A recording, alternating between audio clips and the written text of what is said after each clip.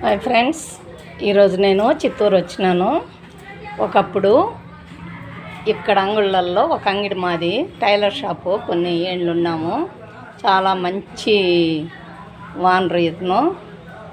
ఇక్కడ నేను ఒక మంచి భగవంతుడు లాంటి ఒక అన్నం చూపెడతాను మా పక్క అంగిటి ఆయన్ని. ఇది ప్రెస్, దీన్ని మూసేశారు. ఈ అన్న చాలా ఏళ్ళుగా చూస్తున్నాను నేను. బైండింగ్ చేస్తారు. మంచి పేరు శంకర్రావు, శంకర్ భట్టు. మాకందరికి మంచి ఫ్రెండ్ ఈ అన్న. మిషన్లు మంచి మంచి కొత్త మిషన్లు అంతా తెచ్చాడు. శంకర్ అన్న బాయ్ చెప్పు. నాకు అలా చూస్తే కదా.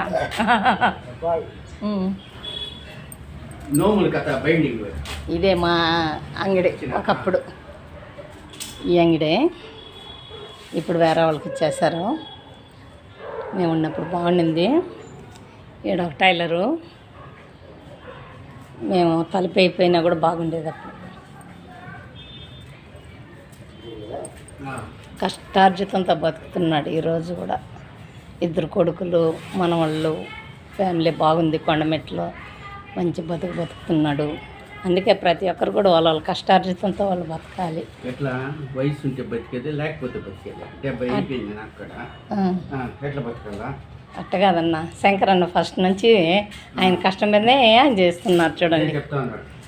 అది లేకపోతే మేము కూడా ఇక్కడ అంతకు ముందు పాత గిరాకీ కాకపోతే ఈ గ్రామం. భగవంతుడు మంచి ఆరోగ్యం కూడా ఇచ్చినాడు అనమాట. సామాన్యంగా ఆరోగ్యం కూడా దెబ్బ అవదు. 2 కొడుకులు సూపర్గా ఉండరు, హీరోలు మాదిరి. భార్య కూడా చాలా చక్కగా ఉంటుంది. అన్ని విధాల భక్తిలో కూడా గొప్పోడే శంకరన్న. అందుకే నేనుండేది అప్పుడైతే శంకరన్నను బాగా చూసుకునేదాన్ని. ఎక్కడికి పోయినా, పెళ్ళిళ్ళ కాడికి పోయినా కూడా ఏదో మన శక్తి అన్నట్టు బాగా చూసుకునేదాన్ని. ఇలాంటి వాళ్ళు పుట్టినా కూడా అదృష్టం అనుకుంటున్నాను నేను. ఇలాంటి వాళ్ళు పక్కన చేరినందుకు కూడా మేము అదృష్టవంతులు అనుకునేవాళ్ళం. అప్పుడు నిద్రలేసి భగవంతుని కొలవంది ఏ పని చేయడు.